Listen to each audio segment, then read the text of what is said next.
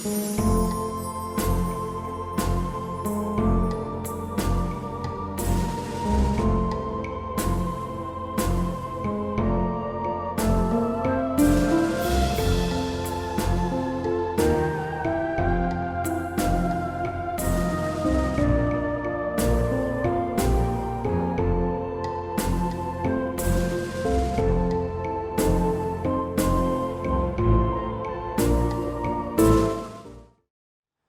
le a tātou Tapuaiga atu I le atua.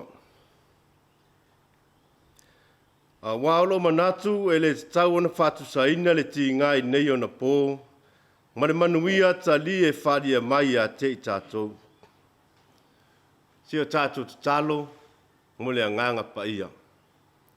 Tātou wifo ma tatalo I le atua. Le atua si le selo mātou o tamai whāwavau,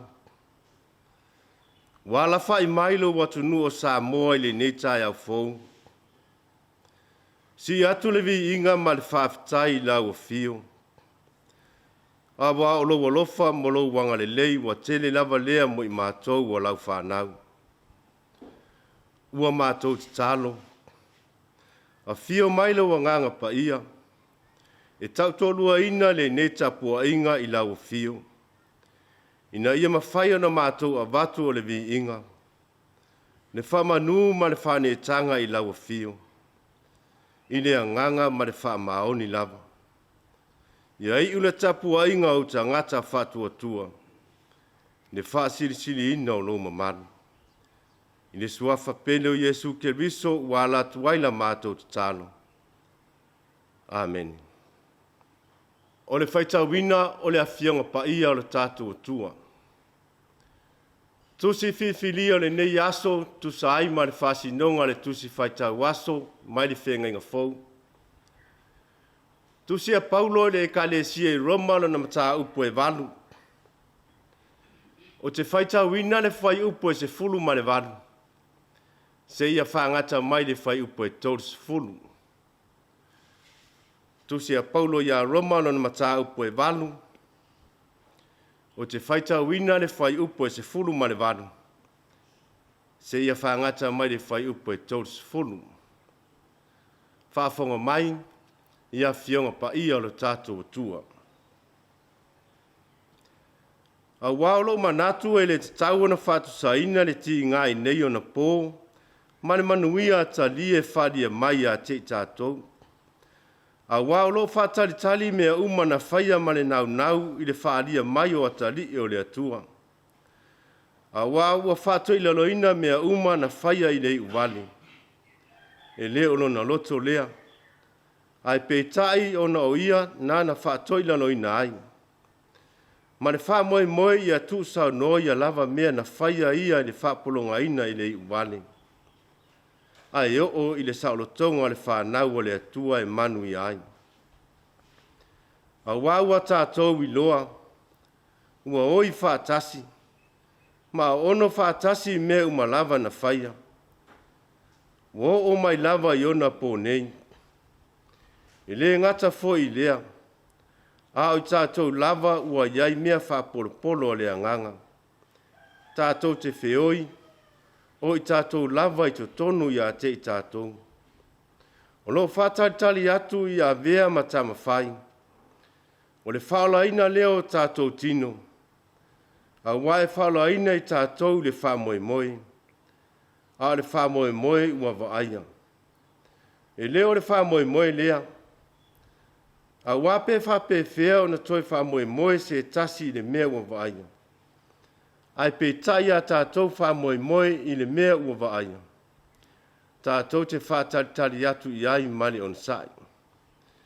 E whapea fo I le anganga o na fisoso ane mai lo tātou vai vai. A wā tātou te leiloa mea tātou te ole atu ai ma le tusa. Ai pe tai o le anganga. E whautua o ia mo I tātou I le oi e le mawhai o na talatalaina. A o le sue I loto. O sila fia e ia le finangalo le anganga. A wā o lo whautua o ia mo le aupa ia e tusa ma le finangalo le atua. ua tātou i loa fo'i e ngā lue le atua i mea umalava mo le lelei, whaatasi mai tātou o e walo no whaatu i a te ia. O e wa wala wina i lona finangalo, a wā o e na sila fia e ia na mua. O ia tō fia na mua fo'i, ia fōlinga i lātou i lona alo, ia fōlinga i a te ia. Ina ia avea o ia maulu matua o le a uso e tō tele. O e na tō fia na mua e ia, wa wala wina fo'i lātou e ia. O e wa wala wina e ia, wa tau amia tonu wina fo'i lātou e ia. O e wa tau amia tonu wina e ia, wa whamanuia fo'i lātou e ia. Ia whamanuia te le maile atua, e ala le whaitau, tātou whanongolongo i nise upu ma le ana whiong pa ia. Ma ia tū mau atu pēia te ia no na lava Viiga. Nei maso uma e o le whaavavau. O le launga le suafa mamalu o le atua tō tas pa ia, le tamale alo ma le anganga pa ia. Amen. O maua na matua le launga ma le tusi safai tauina ma le whengenga fau. Roa mano na mataa upu e valu. O filifilia le fai upu e se furu ma le valu. Whaafafonga o te toi fai tauina. A waulo manatu e le tau na whatu saina le ti ngai nei o na pō. Ma le manuia tali e whalia mai a te i tātou. O le manatu au tua le launga e tusai ma le whasinonga le tusi fai tau waso whapea. Manuia tali ma le ti ngai nei o na pō. Manuia tali ma le ti ngai nei o na pō. O le manatu a wao le vai aso o lo whapea mai. Fua o le anganga o le atua. Fua o le anganga o le atua. O le vaenga o le mata upu lea sa tātou whaitawina ni. O se vaenga o le tusi a Paulo, na tusi tangata Kelsiano sano nofo i Roma.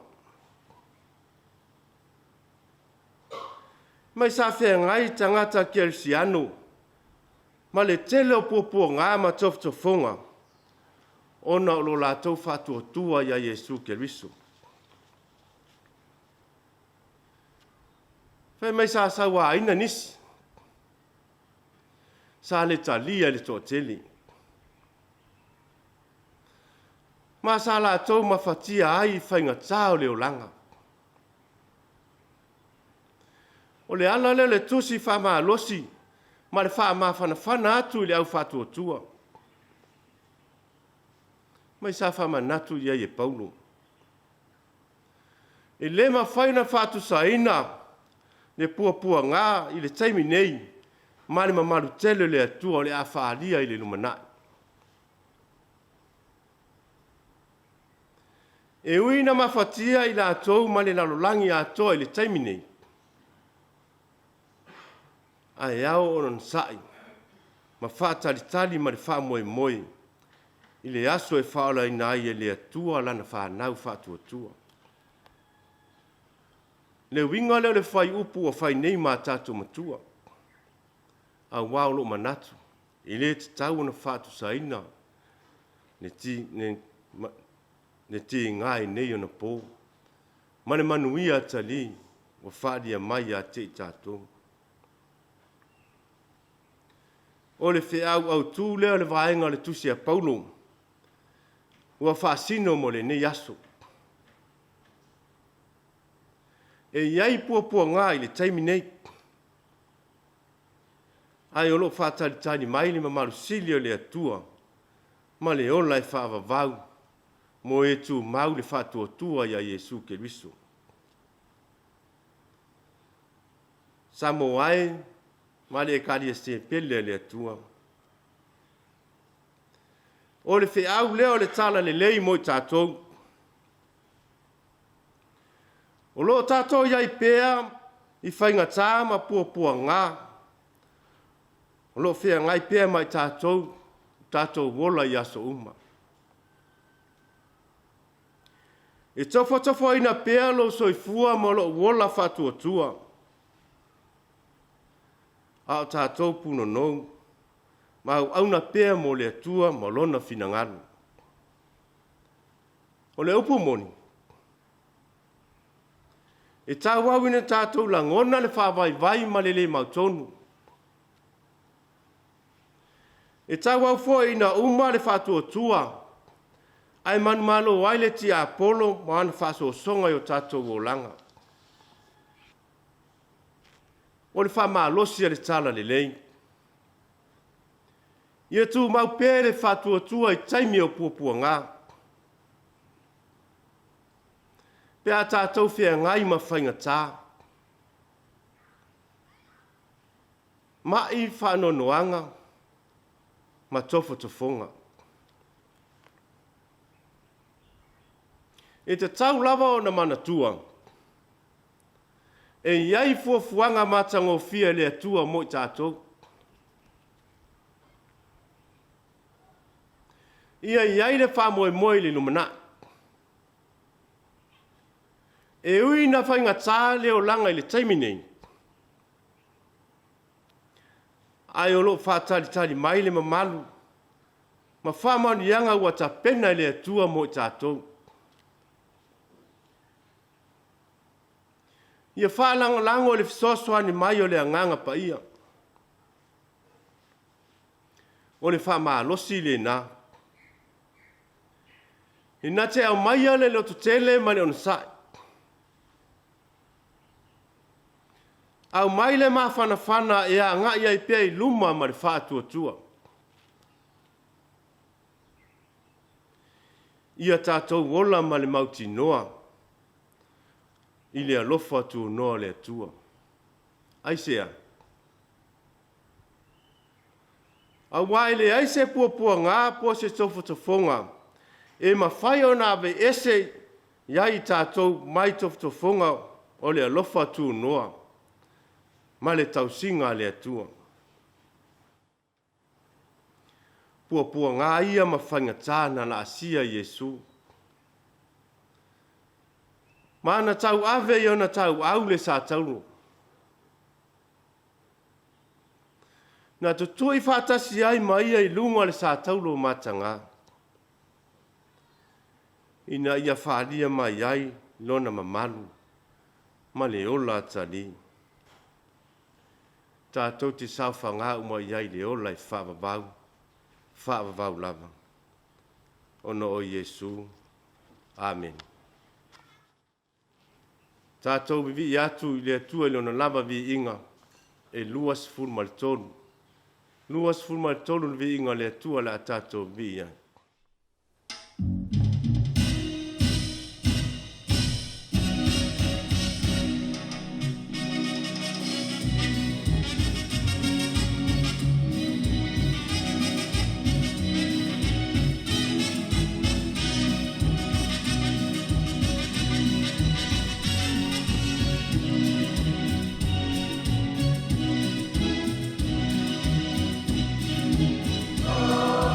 Oh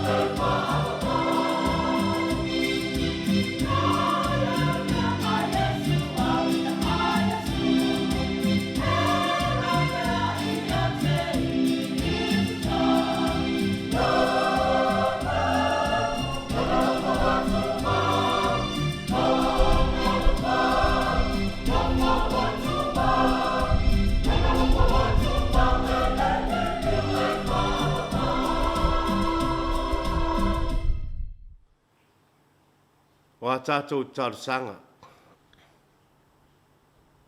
Tātou wifo matatalo i le atua.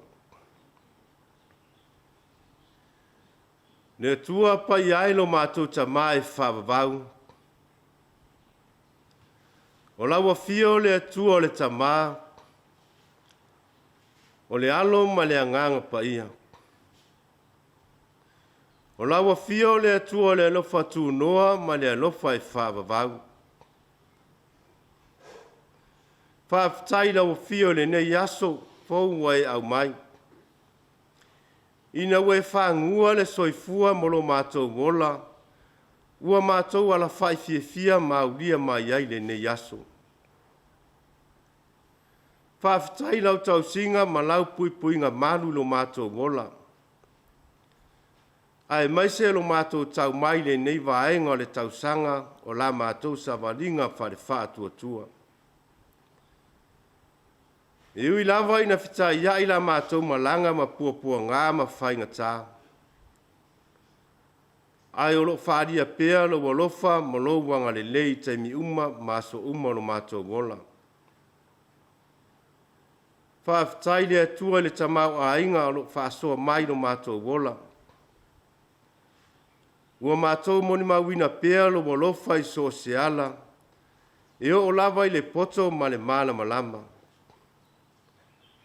Ua whaalia ai pēa wa venga lo walofa tu noa. Ai mai se lava pēa o ina le aiso mātou wha moi moi.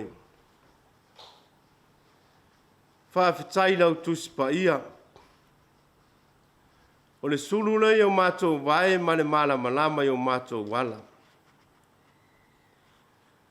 E ta iala, e whaatonu ma o ao i mātou i ou lava ala, e mani i ailo mātou ngola. Whaafetai le atua i le anganga pa ia o lau fio. Ua whai lea ma fisosoani sili i o mātou o langa.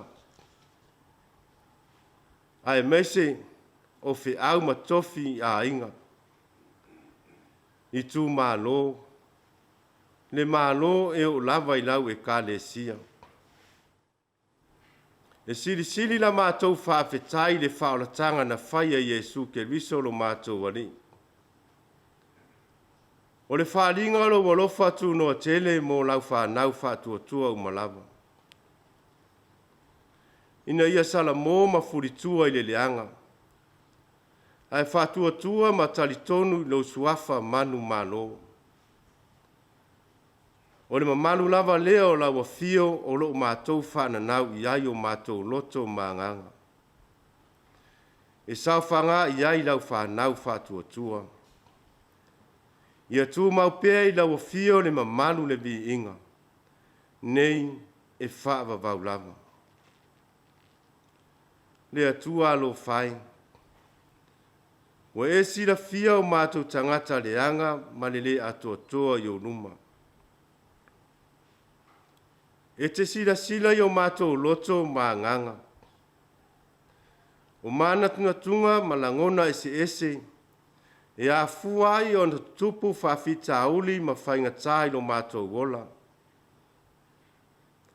Ai maise lo mātou wā le tangata. Wali ai lava so mātou wā le lei. Awa wasa ili lava le tangata lo na ia sa lo tonga i ona manao fia wha mali eina. Ne manatu whaapito ma le wha maumalunga. Ua mātou leilo ai la ua fio, ma lo ma malu siri ese. Lea tu ai, ua mātou atu le nei Taeao ma le loto wha mawalalo lava.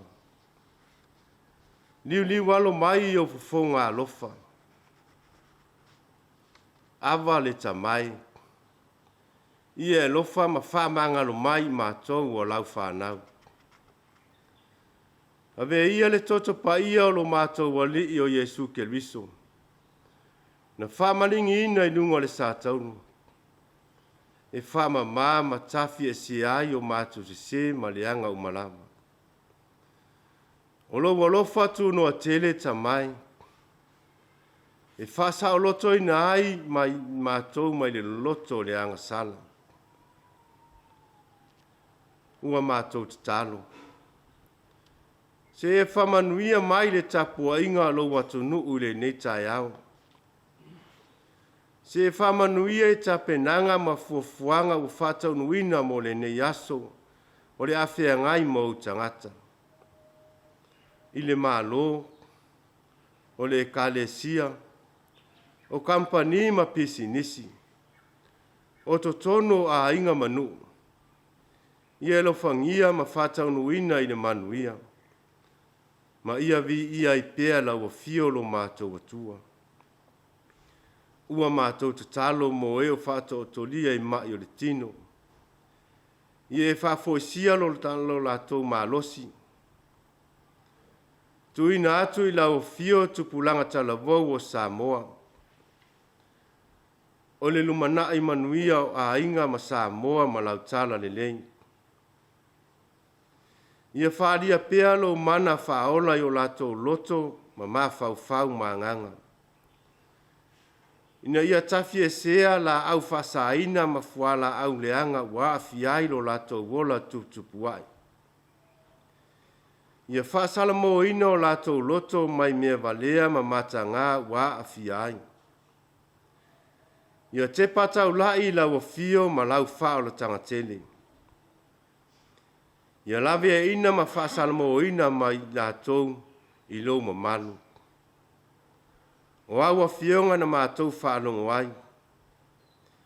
Ia tupu pea le whātua i o mātou tangata, ma sa ili pea i lawa fio. Ina ia mātou ngā lulue pea, ma le ona sai, ma le whaalangolango atu i lo mana. Mātou te taunu wai i lo mamalu, i lo malofi le mua e fola mai. Tau tai mai la wafio le nei yaso. Ia i ule nei yaso i fi au manga ruenga. Whanau ia o onga. I le vi inga o lo lava suafa mamalu. O la mātou te talo lea. Wala atu ia Yesu Keriso lo mātou ali i whaona. A le manuia ma le file mu o la wafio le atua le tama. Ne lofa sisili o Yesu Keriso lo mātou ali i whaola e tuatasi. I le mafutanga whai pea ma lau lava nganga pa ia. Tu mau mai lea i o mātou lunga. Ma lunga lau whanau whatua i le lalolangi atoa. Nei e o i le whaavavau, e whaavavau lava. Amen.